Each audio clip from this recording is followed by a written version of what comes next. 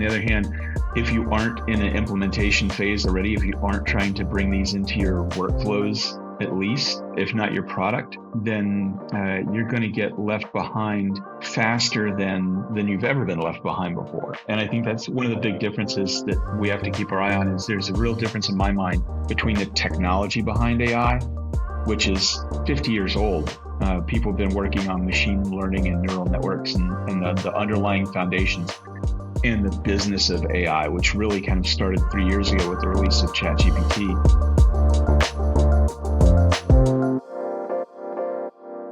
Hello and welcome to episode 8 of the Business AI Playbook. Today, we're diving into one of the most important shifts happening in customer education, the rise of Agentic AI. In this episode, I'm joined by Mark Oehlert, Director of Customer Education at Qualtrics, who shares how his team is using Agentic AI to redesign workflows, maintain quality, and rethink how value is delivered to customers. If you're building or leading customer education in an AI-driven world, this episode is for you. Great. So welcome, Mark. It's so great to have you here. I was really thinking about the first question to ask because this topic is so deep in its sense, but first of all, I wanted to go into the topic like how is your environment finding AI these days? Like, I think we are far beyond the kind of experimental phases, and we are more into like the robust implementation and building systems out of it. How have you found the last years in terms of this trajectory and development? Like, where is your mind at right now? Right. I think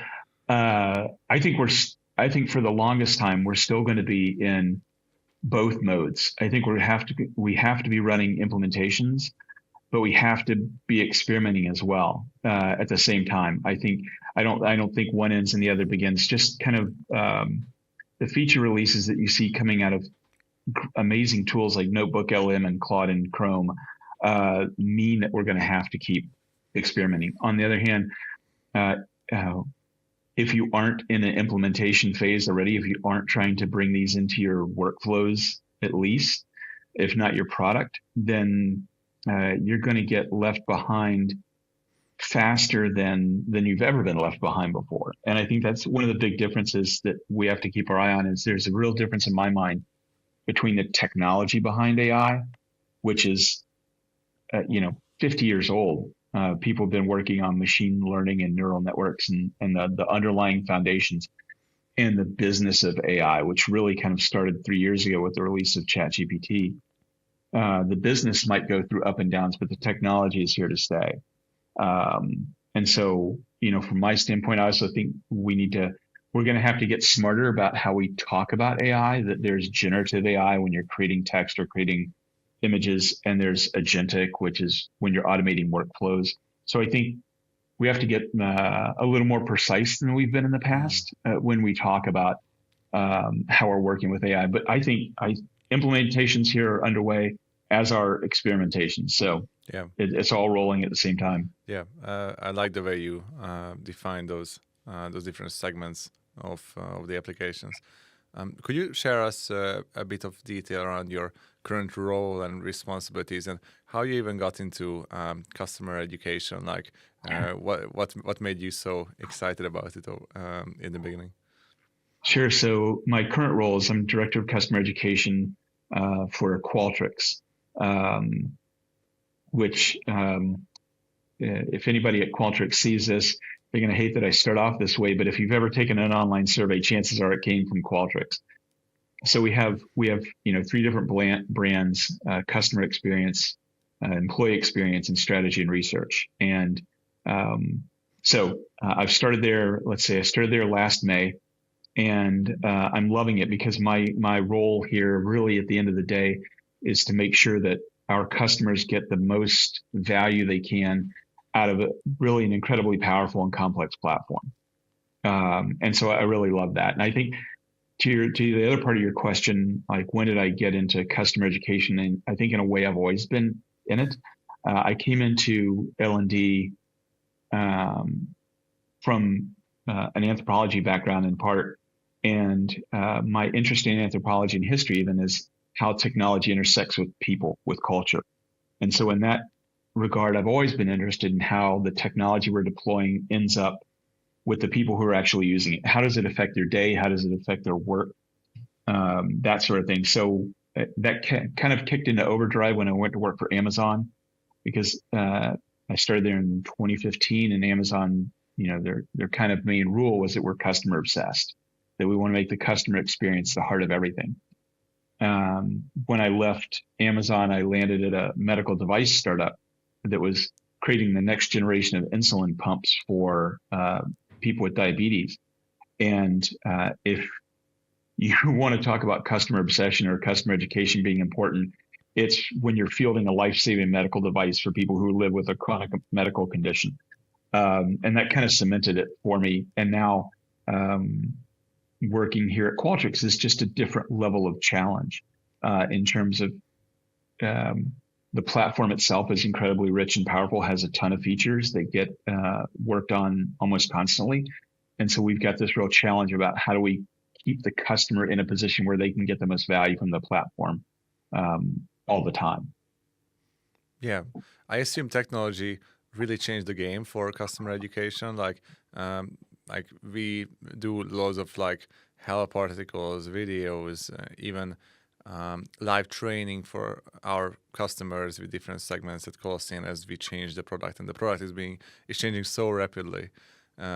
So would you say that like it's an evolving challenge to basically keep your processes as innovative as possible and the customer experience as premium as it can be? Absolutely. I think on both sides of the equation, one side being that as essentially an externally focused L&D team, we need to stay really innovative and really focused on our customer experiences, like you mentioned, to make sure that we're staying, and since we have a customer experience brand and one of our products is really helping clients engage with customers and listen to them, understand what their needs are, and provide ways that they can act on those needs. It's really incumbent on us to make sure that we're doing that with our own customers coming to our customer education site. So there's that pressure. The other side of the pressure is that we do have teams of engineers who are working literally kind of around the clock at a global company, creating new features.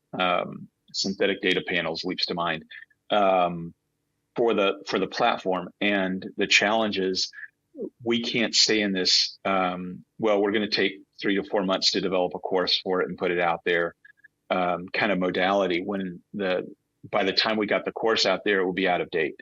And so we're having to look at not just kind of different sizes of content, but different experiences, different ways that you engage people with it. And I think some other pieces that we're having to engage with, we might talk about later too, is how do we teach people the value of the next thing? Because we don't want to be seen as pushing features just for features' sake, but we want to make sure that we keep the value context in frame for the customer, so that customer education journey remains one that's important to them. And when we had this initial discussion, I think everyone in your role kind of understands like how quickly different products change and new features are being released, bugs being fixed. So it's a constant real-time flow of information around how the product is changing. How can Agentic AI help here? What has been your experience so far in the last year or months even? So the way we had to deal with that in the past is if you could just hire more hands.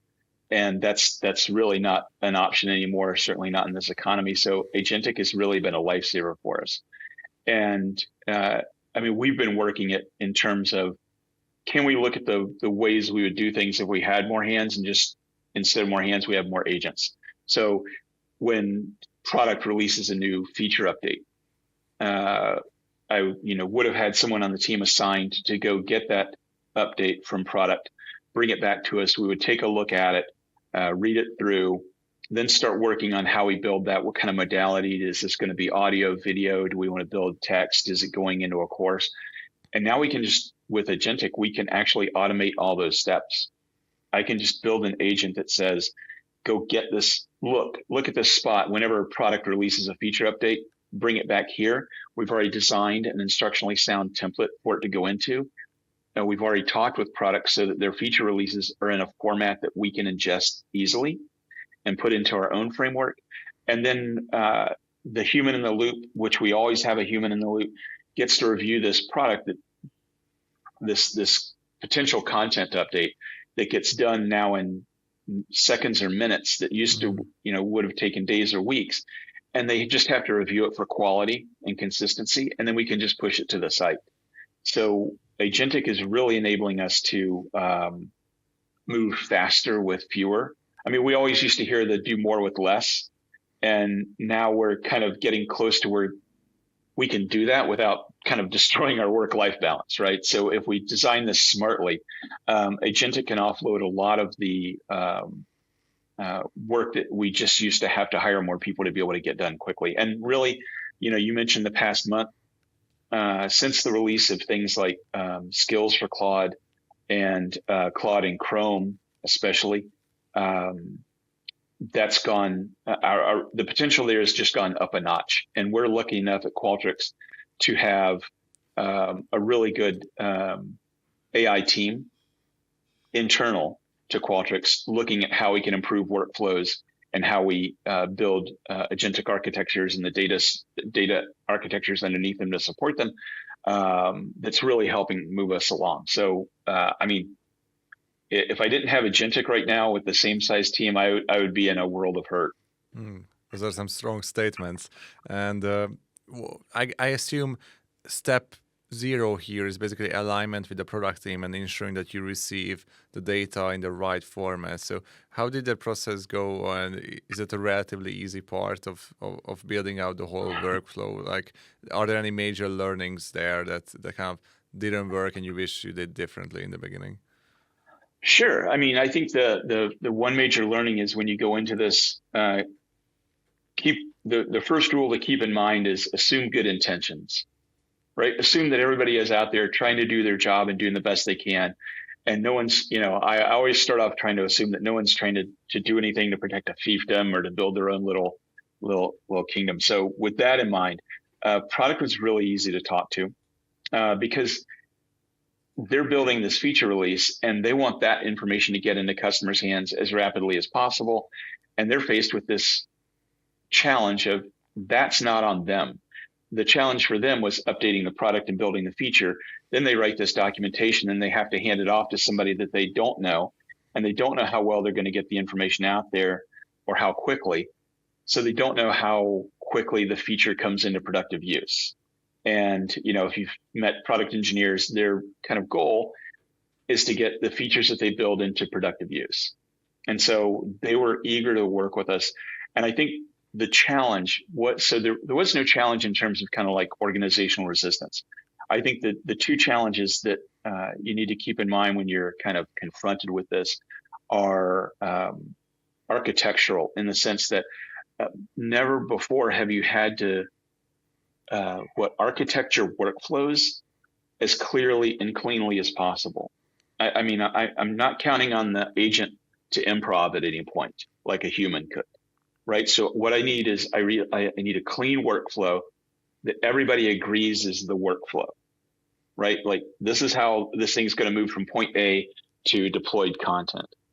And I think once you get that, then you kind of start looking at, for lack of a better term, the data sets or the data infrastructure under that, because the format even of how the feature release is formatted it's easier if it's in a way that my system can ingest easier, right? And so there's this process of kind of negotiation between the teams of like, do you think you can change this piece because it'd be easier for me? And they're like, yeah, of course. And they're like, can you change this? And that would be easier for us. So there's some organizational negotiation there, but the goal is to get the data working in such a way that the workflow becomes that much easier and that much cleaner. And you eliminate chances for error, for hallucination, for those sorts of things. So, there's been no organizational resistance to doing this. It's just a challenge of, you've got to really make explicit the workflows that have kind of been invisible for a long time and the data structures underneath them. Yeah. And that's not something that a lot of people have put a lot of effort into over the years, just because they've been able to get them to work, right? And one of the hardest things always is to get is like organizational buy-in. So what was the first version that you delivered? Or have you managed to basically build like a because what you explained here sounds like a more complex implementation where you are right now in this journey. Like what was milestone one for you? And a milestone one that delivered this wow factor that right, this actually works, and how can someone get started? Because we have many skills that you can build for agents, right? And there's a general rule of thumb of okay, starting simple and adding more later and more complexity and layers. So could you describe us like which was the first milestone for you? I mean, I think milestone 0 would have been our kind of InfoSec team working with leadership to get AI approved behind the firewall. Yeah. That was a huge step. And I don't just say that because it made tools available. It made tools available, but it also made available the ability for us to have things like AI hackathons, where teams that you don't typically think of as belonging in a hackathon, like marketing and communications and L&D, got together and looked at the tools that we now had available to us, and were able to think through some of these processes. And more important than the solutions that we came up with in the hackathons was seeing that leadership would support our willingness to experiment with them and to play with them. So milestone 0 is getting them approved. Milestone 0.5 was being able to see leadership's support for us trying out and experimenting these tools. And then, milestone 1 was probably for us on the L&D team, figuring out, we were using Gemini at the time, that we could build gems to help us review the content in our courses for required updates. We weren't building, gems. I don't know if I'd qualify them as agents. They're more like really extensive prompts. Yeah. But we could build them in a certain way that would allow us to review content at a speed that we just weren't capable of before. And so that was one that really kind of turned the lights on and got us thinking, man, if we can do this now, what are we going to be able to do in a year? And I think that's just really important to highlight, that a single person can build gems or custom GPTs, right? Quite easily with thorough experimentation. So that doesn't require huge amounts of resources. No, I think one of the important things, though, one of the kind of, I don't know if I'd call it a philosophical jump for us or something, but just some understanding that we had to get to, was because the interface is so clean and simple, people are tempted to treat that first interaction like you're talking to a search engine, and you're not. And so one of the things you learn early on is that the more extensive the prompt is, the more thoughtful the prompt is, the better the result you're going to get. So we've got pre-built personas that we can just add on to the front of any prompt to get our AI to return the results in a way that matches, say, Qualtrics voice, or the same voice that's in a customer education course or something like that. So I think one of the interesting things that probably goes unnoticed is the AI requires you to be really thoughtful up front in a way that we haven't been required to before. Because if you just start putting in really simple prompts, you're going to get really simple, unsatisfying results.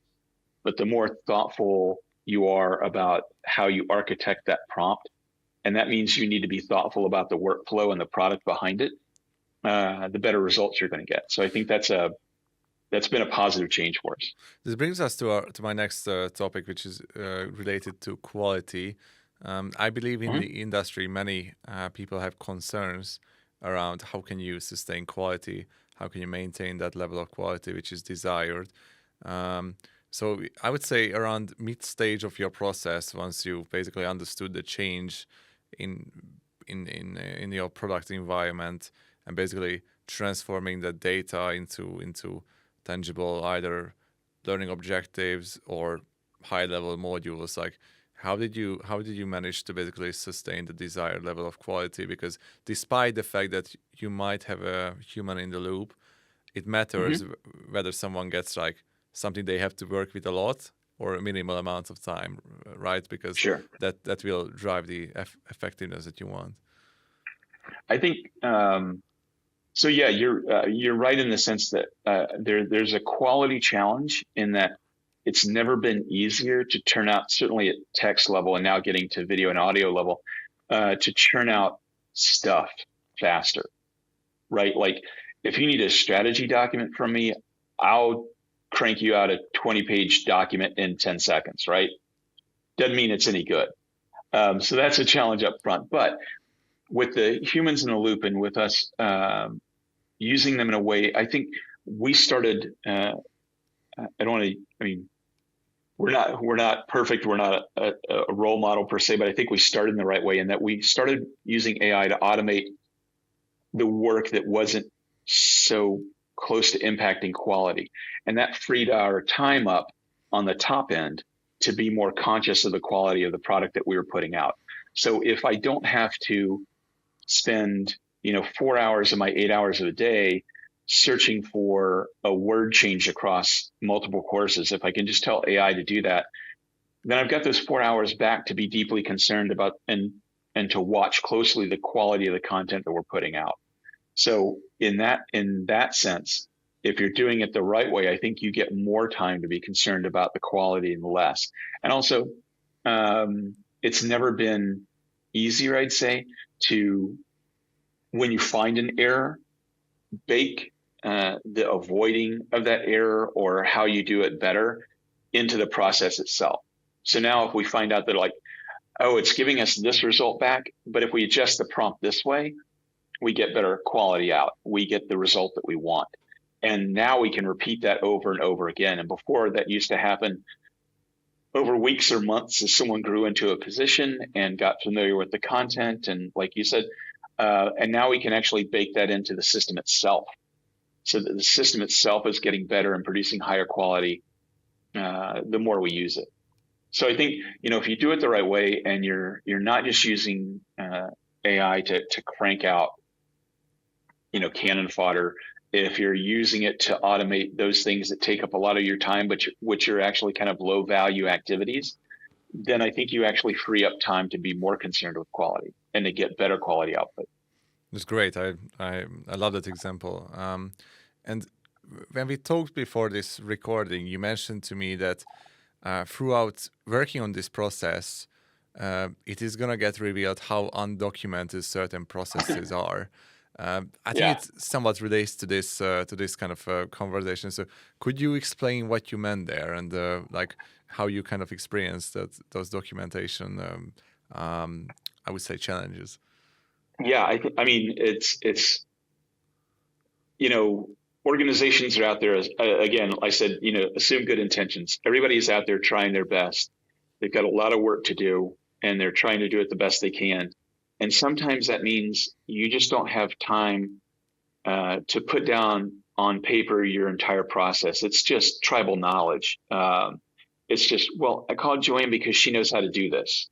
And it's not, you're not baking it into any kind of documentation. And so, and certainly when it comes to working with product on the format of their feature release, that kind of negotiation back and forth in between what's the best format, that kind of process and the criteria around it has never been documented. And that's one of the things so those kinds of pieces have to be documented when you're implementing certainly an agentic workflow, right? Because again, you really don't want the agents, like we're just seeing with what is it now, Claudebot or OpenClaw, you really don't want agents improvising on the fly, right? So you need really clean, well-defined workflows. And that's just something that if you're in an organization that has well documented all your processes and your workflows, then awesome, you're in a great position. But if you're in a place where your team has been running really fast for a long time, trying to get the job done, again, doing more with less, you might not have all the documentation you need, but implementing one of these agentic workflows is going to show that gap to you, and you're going to have to close that gap. So that's some expectation setting for the builder themselves. It's not all the technology, right? We've got to make visible those things that we've just taken for granted before. And given that we talked about this workflow, so could you take us through step by step from the moment you receive a given format of data from the product team around the new release up until the customer-facing content that you ship and they consume? Like, what are the major steps throughout your current process, and how does it work? Sure. I think so I'll go through that and say something. I mean, the basic flow is something, I think I've mentioned before. So product has a place where they publish feature updates. We build an agent to go, and we just tell the agent, look at this spot, and whenever there's an update, get it. Mm-hmm. And then the agent literally, just like you would if you've ever been using Claude and Chrome or one of the agentic browsers, and you've watched an agentic browser open tabs and do things for you, you can watch that workflow happening, right? So it goes to the site, it grabs the text, it brings it back, and it gives it to another agent that's got a prompt and a persona behind it that's of an instructional designer. We've got a pre-designed template that's there, and it drops that content into it and marries that up. Then that new content gets shipped to the human in the loop who looks at it and goes, and because they've been seeing these and they see them more rapidly now, so they see more of them because the process is faster. I think this content is fine as text. I think this content needs some audio. Maybe it needs a screenshot or two, and we can drop those in, check it for quality, and then it's pushed up to the site.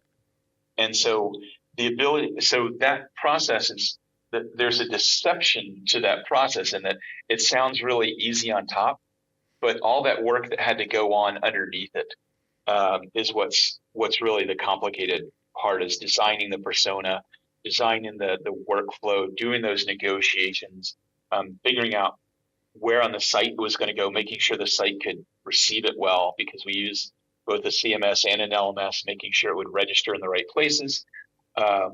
Those are the real kind of underpinnings that make that process feel really simple, right? Because it's just like, go get the thing, bring it back, put it in the format, push it up to the site, right? But all the gears are turning underneath that. And are there any major learnings which we haven't discussed so far? Because I think we primarily focus on the beginning of the workflow. So are there any major learnings around mid-stage or end of the workflow that you wish you knew if you had to start this all over again? I think the major learning would be, I think the major learning would be, don't get satisfied with where you are now. Like Ethan Malik, who's at Wharton, he's one of the best researchers and experimenters in AI. Long ago, like 3 years ago, when all of this started, he said, you need to understand that the AI you're using today is the worst AI that you'll ever use, right? So even when the process gets built and it's working fine, don't stop experimenting with new features that come out that could add a different flavor or a different nuance or different context to that process, right? So don't get satisfied with where it is. That's the biggest learning of all, because in 12 months, the technology scene landscape is going to be completely different. Yeah, for sure. Like, I love that view, and I can definitely echo that through what we see in our research activities as well as a deep tech company.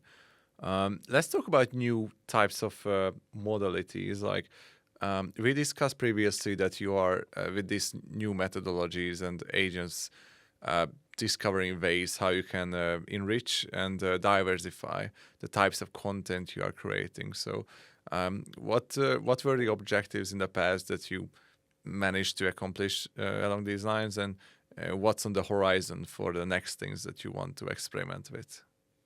Yeah, our primary goal is always to make sure that the customer has the latest information as fast as we can get it to them in an instructionally sound modality that lets them get more value out of the platform, right? So those are the typical kind of modalities like text, video, audio, and one of the things we're finding is now we have more time because those things, the production actually takes less time, so we can be more thoughtful on the front end about what needs to go in what modality. So like, what is sufficient to go in text? There's a lot that works in text, right?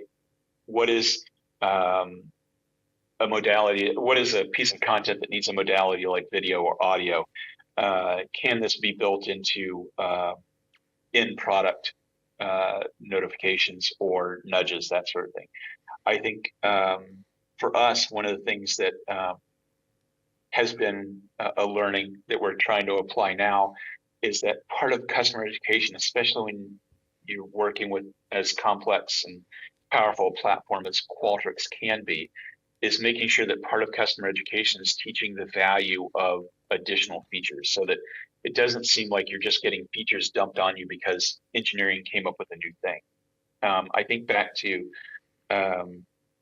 oh, Jesus, probably, I don't know, 9 years ago, a woman named Kat Norton took on this handle on TikTok of Miss Excel, and she started doing like TikTok videos on how to create a pivot table. And all of a sudden, people were figuring out new things to do with Excel that they'd never done before because she had made the training that accessible and that, you don't really want to say fun, but it was fun, man. It was engaging. And all of a sudden I know, I've never thought to do a pivot table in my life, but now I know how to do one.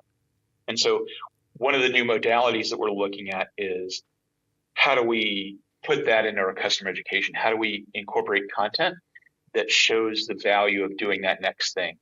Like, you might be perfectly happy, we certainly hope you are, with your customer experience platform right now. When we introduce the next feature that you may or may not be using, I think part of our customer education should be letting you know how that could impact in a positive way what you're doing now if you implement it. So I think that kind of, I don't know if I'd call it a new modality, but the new intent of the content is to kind of show the value of the next thing, right? And that's not always something that we've been, certainly not something that product-focused customer education has always been aware of or focused on, but we certainly are. And how about experimentations around new gamified experiences or simulations? I assume those are also easier to build than previously using some of these technologies. They're certainly easier to prototype and make working models of before you go final.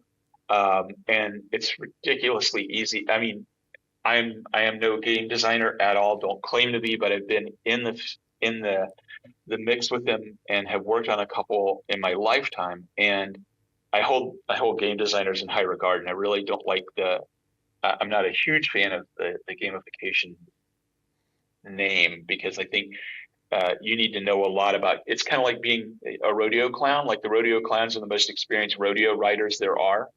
And I think you need to be a really experienced game designer to extract game elements. But man, it's never been easier to build a working model or a mock-up of the experience that you want a game designer to really kind of build and to get there quickly. So, and that goes a long way when you're trying to get people to do something different. The ability to use things like Claude or OpenAI to get you to a beyond wireframe, to a working mock-up of the experience that you want, so that an executive, let's say senior leadership, can actually kind of play this model and go, oh, now I get what you're talking about. Now I'm happy to invest time and money into doing this. I think those kinds of modes that have kind of been out of reach for us because they've been hard to explain to senior leadership are now so much closer because you can. It's amazing what you can do with just the prompt and how quickly you can adjust it and add elements to it to get to that kind of proof of concept mode where you can take that into senior leadership and get their support. So the end product, you're right, it's probably going to be easier because you've got a really good working example for a designer to go off of. You're not having to do as much translation, and it's also easier to get senior leadership buy-in and support because they can actually see what's going on. So yeah, we're exploring all kinds of game elements and simulations, not just on the how to use the product side, but like I said earlier, on what's the value side. Like, you can model decision points and show people the outcomes of those decision points relative to the platform in a way that we haven't been able to before, that's been really cumbersome to do. So that's an exciting piece of it. Yeah, for sure. For sure.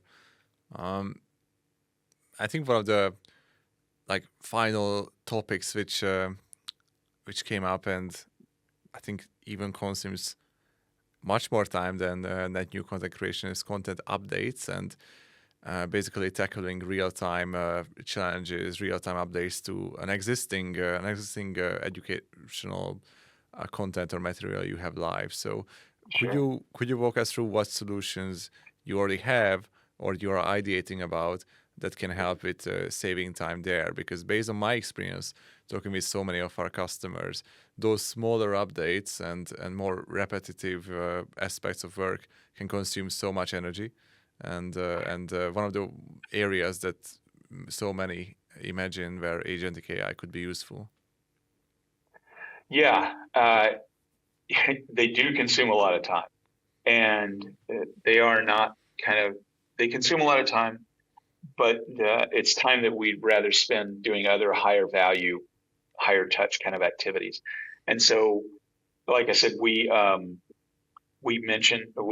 started working on, we started looking at where do we spend the most time, and what are those kind of, not, I don't want to say low value, but what is the most repetitive kind of task that we spend time on?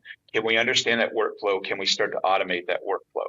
So things like we have multiple brands, but we share the customer education content is in some places consistent across those brands, but it uses different words. So healthcare becomes patients, government becomes citizens, private industry becomes customers.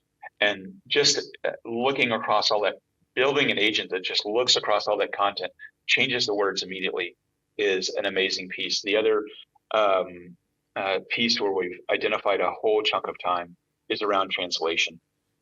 The ability to build an agentic workflow with our in-house translation team to say, when this new content gets released, automatically generate a machine translation of the content, and then feed it to the translation team because they're the expert humans in the loop for their review, and then they can feed it right back to us with any changes or edits that are needed. Insane time saver. That's one that we're still working to architect, but is definitely on the plate. I mean, so the goal with all of this, my real goal is if we could build an architecture that, and keep in mind, I always want humans in the loop, but if we could build an agentic workflow that keeps our customer education content as near current as possible in real time for customers, I think in modalities that we can see by their online behavior that they react well to. If we can get to that, that's going to be amazing. And are you thinking? Sorry. No, go ahead. Are you thinking of any ways to basically personalize that content to them at the time of delivery? Let's say that someone is more interested in another angle of the update, which is more relevant to them. Like, is that the next phase from where we are going? Yeah, absolutely. It's one of those things that we've always wanted to be able to do in L&D, right? Is personalize the experience, and now we actually can. Not just through kind of the initial survey about how do you want to see stuff, what are you interested in, but we can actually look at ongoing behaviors in terms of where they react more positively to content versus the other, and make sure that we're feeding them the information in a modality that they react well to. So it's not just having your name appear at the text string at the top of a page, but it's actually having the content built in such a way on the fly dynamically that you're going to react well to it. I mean, I would love to get to the point where we can even track if someone usually engages our content on a mobile device versus a laptop. We need to be feeding them mobile first. They don't need to be having to make that choice every time. So those are just so it's almost beyond. It's personalization, but it's also customization dynamically and at scale, right? So that people are seeing the same content, but they're seeing it in a way and in a modality that makes the most sense to them, that allows them, again, to get the most value from the platform. That's super clear. It aligns with the industry trends we are seeing as well, and I believe there are going to be no technological barriers, probably maximum in a few months' time, even to make this happen. with the more advanced models and the way you connect them together. So really excited to see the work that's happening. This is the challenge, right? Is all the technology barriers are going to fall away, and then what's going to be left are the organizational barriers and the procedural barriers and the process that we have to build to make sure we can take advantage of the tech. For sure. What do you think are the major takeaways then from this conversation for customer education teams in similar positions as yours? For me, if I may start, like one of the major things basically is to start with security. That's super important to basically solve and clear any barrier that could start the pilots and the experimentation here and start structurally, milestone by milestone. I think that's a very important learning to me. But what would you highlight from this conversation so far? Yeah, I think just think about it. The security thing is important not just because you don't want to wreck the company, but because you want to know the kind of ground you're going to be able to walk on. You're going to want to know the tools you're going to be able to use. And you're only going to be able to, sneak OpenAI in, for a little while until it gets blacklisted, unless it gets approved by InfoSec. So you want to make sure you do that. The other major learning that I don't think I probably got across strongly enough is you need senior leadership to engage with its technology, to agree that they've almost never engaged with any new technology before. Like, they're not your heavy LMS users, people in senior leadership, right? But they need to understand, they need to interact and understand the power of these tools, such that when we come to them and asking for support, either manpower or resources, they understand the value of the ask. So getting senior leadership to not just support, but understand and use themselves these tools is a huge learning. I think the other two pieces are you need to be cleanly documenting workflows and processes right now and implementing agentic workflows in a way that makes sense along those processes. And you need to keep experimenting every single day. I think curiosity is the one thing that'll drive. If you can work in an environment where curiosity is enabled and rewarded, as these new features come out, that's the only thing that's going to allow you to stay up to date. Claude and Chrome came out, a month and a half ago, and it's changed the game completely for us. And we're still trying to figure it out. In another month, something else will happen. And so the implementation side of that is going to give you learnings on what not to do, what we have to do, how to document things. The experimentation thing, and it'll supply context to the experimentation because it'll tell you where the most valuable places to be looking are. So get senior leadership involved with the technology, begin implementing things so you can get some solid on the ground lessons learned, and stay curious and stay engaged and stay experimenting. Those are my big three. It's great to hear, Mark. This is an awesome summary of the conversation, and I learned so much just from this chat here alone. Myself, where can people follow your work, or how can people stay in touch with you? Sure. So Oehlert at Qualtrics.com is where I am. I also, of course, because it's almost required now, I have a newsletter. It's at markoehlert.substack.com. It's called Signals and Field Notes, and it's really more broadly focused than just L&D. I'm an anthropologist and a historian, so I tend to look at things in a broader context and where they might impact us down the road. But that, or find me on LinkedIn is great places. And please stop by Qualtrics.com. Awesome, for sure. And we will put the links in the description below. So thanks so much for mentioning those sources. And really appreciate the conversation today. As mentioned to before, this has definitely been one of my personal favorite topics, and I'm keen to see how different products and services level up their game in terms of like delivery on time and also on quality using some of the methodologies we discussed today.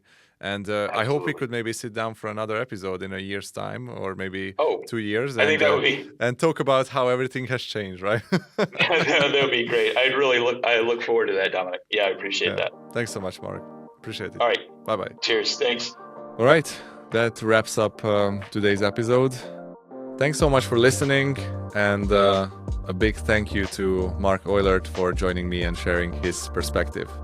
If you enjoyed the episode, make sure to follow or subscribe so you don't miss what's coming next. And if you know someone who'd enjoy this conversation too, feel free to pass it along. Thanks again for listening, and I'll see you in the next episode.